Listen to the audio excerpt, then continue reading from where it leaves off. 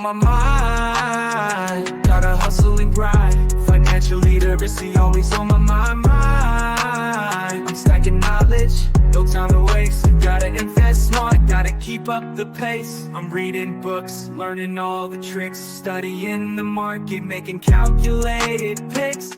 What's good, everybody? It's your boy Reckless Ray De Niro, and we are back at it again with another Robinhood portfolio update. We try to do these weekly. I do miss some of these. If something falls off the radar, it's this one. And there's not really a particular, actually, there is a particular reason. Thursday is my Friday, and I am generally exhausted. Every once in a while, I'll step out, give myself a nice meal, have a little dinner. And I don't get my recording done beforehand because I'm kind of zombied out for a little bit when I first get off. So if I get off and do something immediately, unless I come back home, like directly back home, this doesn't necessarily happen. But for those times that I do that, you guys just gotta forgive me, because it's tough producing a lot of content, especially coming into the end of the month. I almost forgot to record today. I was like ready to go to bed, and then I remembered. I was like, yo, I'm at home. I walked by my studio on my way to my room. So I came in here, sat down, got my computer situated, and I figured we're going to get back on schedule because this has been a tough week, but this recording in and of itself proves that I can do this. So I got a round of applause to give to you guys. We are at 400 subs. That means we've got 100 more to go before I get to my goal of 500 subs. And maybe Q4, maybe I can get to 500 subs before the end of the year. It's a possibility. We made it to 400. Why not 5? And once we get to 5, we start the next trek, which our next goal is 1,000. Let's just see what happens. All right, guys. Do not forget to hit that like button on your way in. It is an easy way to support the channel, to support me, to support the platform. The next thing you could do, if you've been here more than twice especially, hit that subscribe button. Also free and easy. The last free easy thing you can do is share the video, get me out into the algorithm, because, maybe I'm talking crazy, but I am giving receipts and we are tracking my journey. So let's go ahead and jump on into this. So as we can see, hold on, as you can't see, I got to bring this to the screen. I got to make myself a micro machine because I want you guys to understand. We're looking at my Robinhood portfolio. We are currently sitting at $7,981.35. So it'll say 7,981 on the thumbnail, because if you haven't noticed, we're tracking the portfolio value via the thumbnail. Something I'm doing to kind of let people know where we're at. And also, as I scroll through, I can look at those thumbnails and see where we're going. You guys can see how the portfolio is trending. And then I jump in, give you guys the context, and we get to business.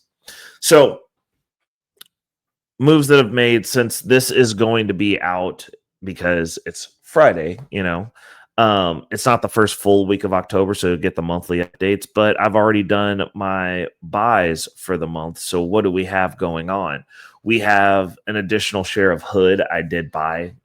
It actually made me feel good, because once Hood hits 100%, I will be getting out my initial investment and moving that into our next position for the income side of this portfolio, since everything's kind of mixed in here right now.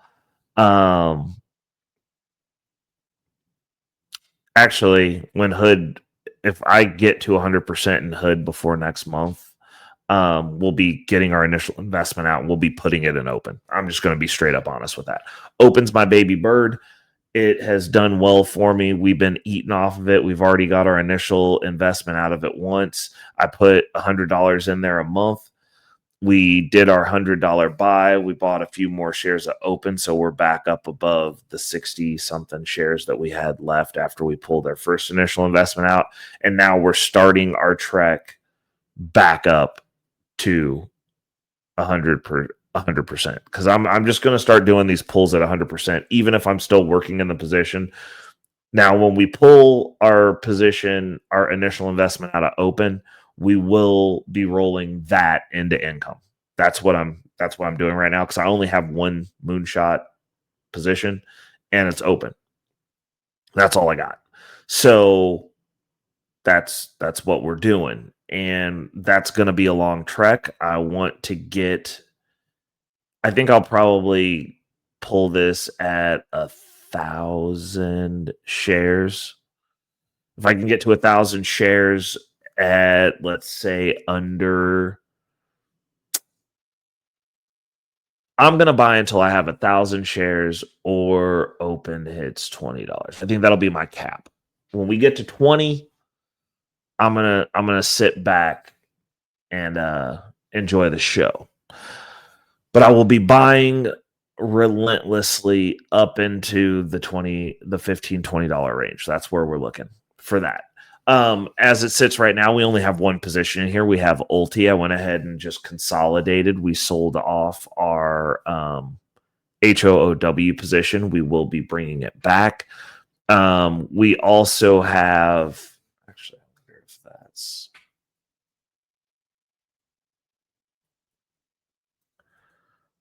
hold on a second. Let me pull up another window here real quick.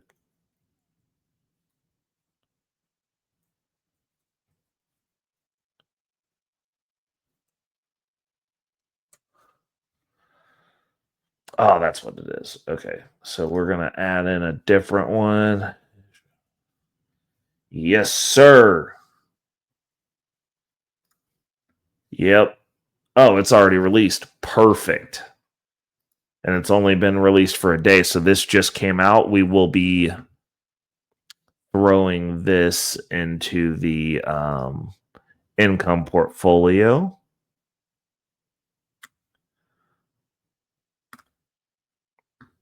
To go as a partner with, and so we will be taking this out because this is a Robinhood themed portfolio. So we want most of it to be Robinhood focused. How had a nice jump. So yeah, we'll be doing both of those. That's awesome. Sucks that I missed it, but we sold out NAV positive on How, but goodness gracious, that upside is beautiful. And we're going to be getting in on this HOYY. We'll probably be coming back in first. And honestly, we might keep that over here.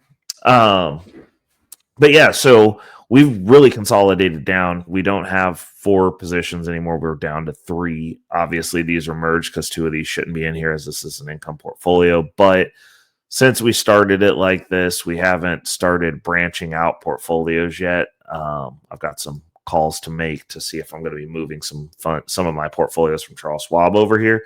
And if we do, we definitely will be disseminating those into different portfolios.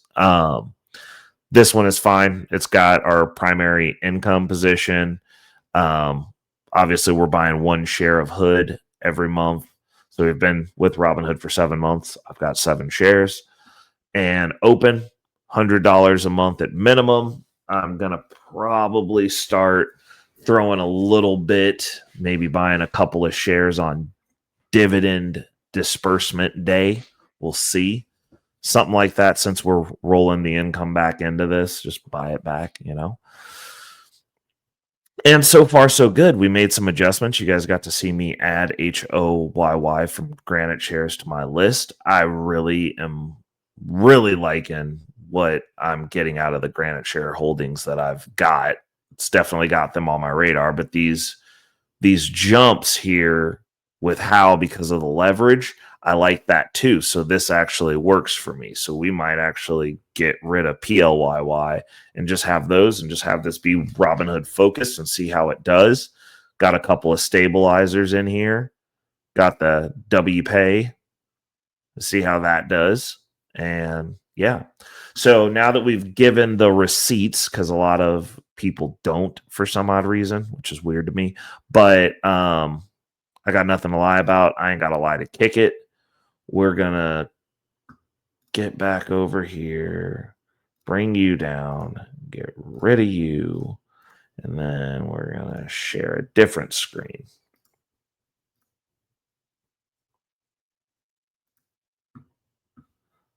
At that.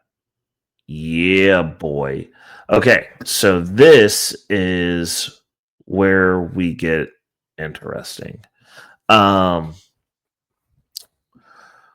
We are looking at a few things on here. So as you can see, first thing we want to look at is our portfolio value. Obviously, we have a little bit of margin running in the Robinhood account, which depending on how things go this month, we are looking to get the holdover vehicle.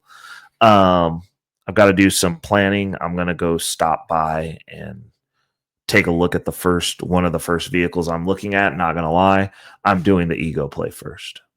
The first vehicle I'm going to look at, should I get it, it is purely an ego purchase.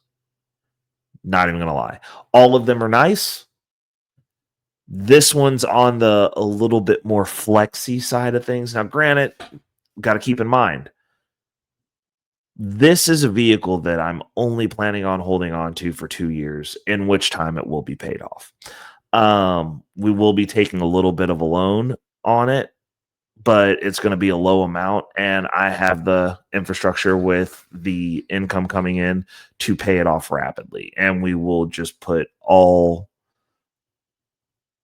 holds barred. We're going to just machine gun down that vehicle. Like, it might be paid off, and the loan that I take might be paid off in 10 months. Over which time, obviously, Debt Crusher is going to go completely out the window because we're going to be, we'll just add it to Debt Crusher because we're adding debt. But we're going to really focus in on paying that down and, getting ourselves free and clear on the vehicle because I don't like car payments. And while obviously managing our revolving debt that we have. But core holding in here, we've got $6,866.87. We have $7,560.90 invested, and I'm pretty sure that's counting the cash balance. So that's pulling the margin. Our total profit, we are up 18% in total profit. Our total profit includes what we've been paid because that is actually important. I tell people all the time, the way that I view this is, what are you doing with the cash flow? Now, I understand that out in the Reddit land and the internet where people are faceless and nameless and they just get on there and talk because it seems like they have nothing better to do because no one goes outside and touches grass anymore besides me. I go to the park to work out and it's empty. When I go to Planet Fitness to work out, there are people there. But the park, y'all ain't touching grass, and you really should. It's including the cash flow, and I think the cash flow is the most important thing. I am a firm believer that we are in an age of asset allocators and cash flow managers.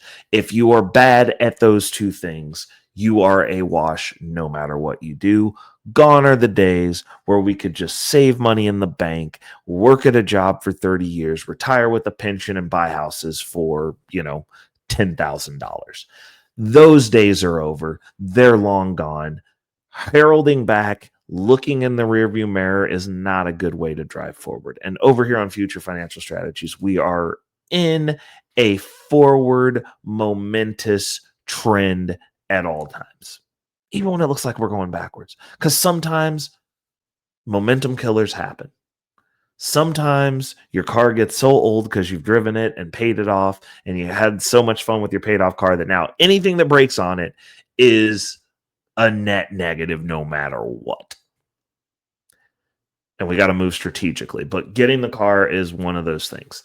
So total profit includes the income. So you've got to be on top of your income. And I understand a lot of people want something that's set and forget. There's no free lunches, unfortunately, and no one's coming to save you. So for me, it's going towards paying off debt, which, if you believe in the guru itis out here, paying off debt is a secured gain. So when I pay off a credit card that's like 22% or whatever, that's securing 22%. So that income's coming in and it's actually going to create an instant 22%. As we are sitting and looking, the next thing that we look at on this main page is my passive income percentage. I watch this like a hawk. It is currently at 86.79%. Since we sold off HOOW, it pulled this down a little bit because we are just sitting in Ulti. Ulti's holding strong though. I am not planning to just stay in Ulti indefinitely. I am in a holding pattern right now because if I do need to buy a car, then my margin is going to be hit on both accounts. And in doing so, I'm going to create a scenario to where I'm not going to have a lot of free capital for a little bit as those margin hits are down, or as that margin hit comes in, and it's going to throw my accounts off. To be honest, this is quote unquote a momentum killer. Now, in my other portfolio, I will actually, you know what, in both portfolios, I will have a bare minimum stipend that I'll be reinvesting, but it'll be next to nothing. So this is going to affect everything in the initial onset of what we're going to be doing. Up until that point, though, it's free run. We're gonna keep running things the way that we're currently running them, and it'll work itself out, because I'll probably be throwing a little bit of extra money at some of those margins just to get them back into ranges that I'm comfortable with, because this is going to stretch me a little bit regardless of which vehicle I get. Those margins are going to get tapped because that's going to be the initial cash flow, because I prefer to not sell off my assets. Also, I'm feeling pretty good about it considering we're going into a fourth quarter. I am feeling very bullish about the fourth quarter. So I think that hopefully as the market pumps, we catch some of that pump in these income portfolios and we get a little bit of extra income coming in and, catch that wave throughout the end of the year. But we're sitting at 86.79%, which is acceptable for me as it sits right now. As we are looking at the portfolio, we are now 20% towards the goal, which is awesome, which, it's still got us achieving our goal by 2028 in 3 years of reaching a passive income of $30,000 a year. As of right now, we are looking at just under $6,000 being projected. So let's take a look at the next deal, which is the holdings, which is just Ulti. And, we're in the green. We're in the green. Total profit, we're up 1.71%. On the daily, we're up 1.13%. Nothing to complain about. Like, I am excited about this. If we do make a move on a vehicle, stay tuned, because we'll be doing a lot more content. We'll be incorporating, especially if I get the flex vehicle. If I get the little bit of a flex, it's not a lot of bit of a flex. Like I said, I don't buy new vehicles anyways. I don't like them. I've never had a problem finding a vehicle with everything that I wanted in it and the configuration that I wanted it. Like, you guys are real creative out there when you put together a vehicle and you buy them and take that initial hit to drive it off the parking lot to say you got money. And I'm fine coming behind you after you done sat in the seat for a little bit. Like, it's great. Like, I want you to enjoy it, and then I'm going to enjoy it. But I'm going to go stop by over this weekend to take a look at one of the vehicles. And if I can piece a deal together, and that's the way that I buy things. If I can get the deal that I want, I'll have the Dreamland deal.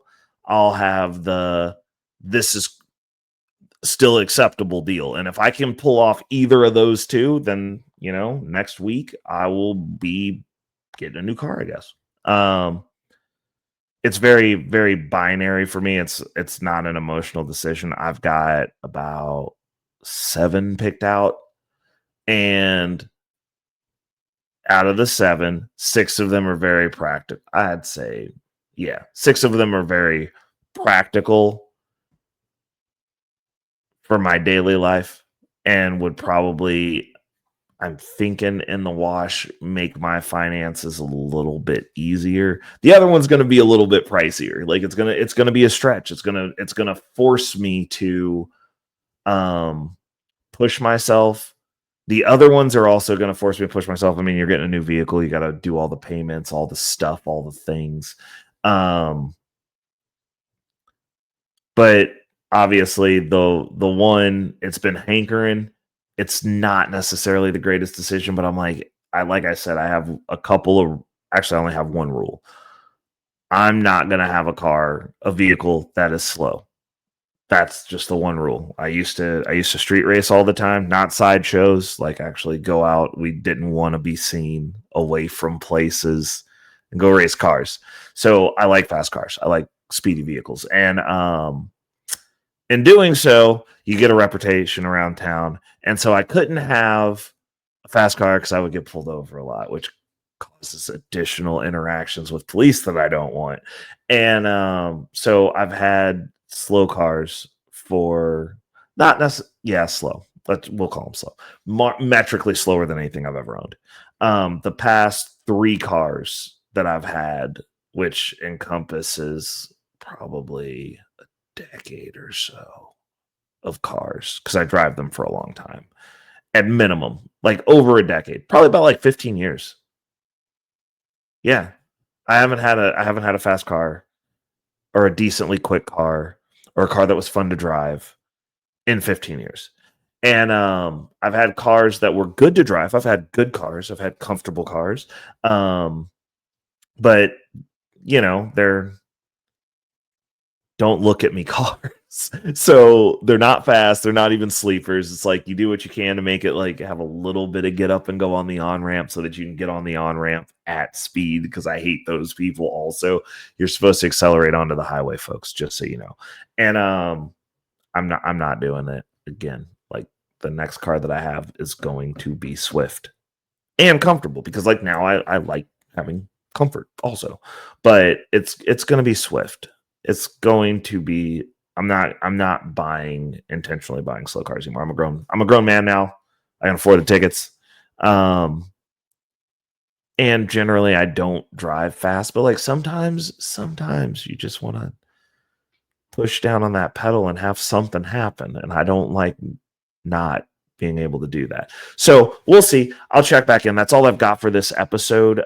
Tap in. Let me know what you think. Hopefully you guys are seeing some progress. You're about to see some more strategery from me once I get a vehicle. I don't know that, I'm not going to say that I'm so presumptuous as to me walking out the door, the first vehicle I look at, I'm going to get, but I did buy the first house I looked at that I wanted.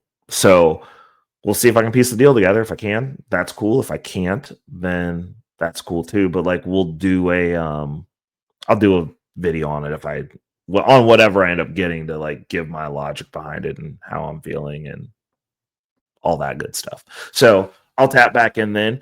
If you haven't yet, don't forget to hit that like, share, and subscribe. It's the easiest way to support the channel. If you're looking for other ways to support, down in the comments, there's some things that I'm affiliate for, tools that I use. I have the tools of the trade section, and I've got my referral links on there. So if you're not using any of the tools that I'm using and want to give them a shot, use my referral link. That'd be awesome.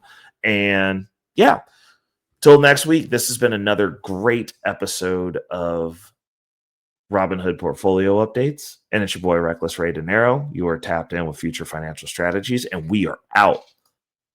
Money on my mind. Yeah.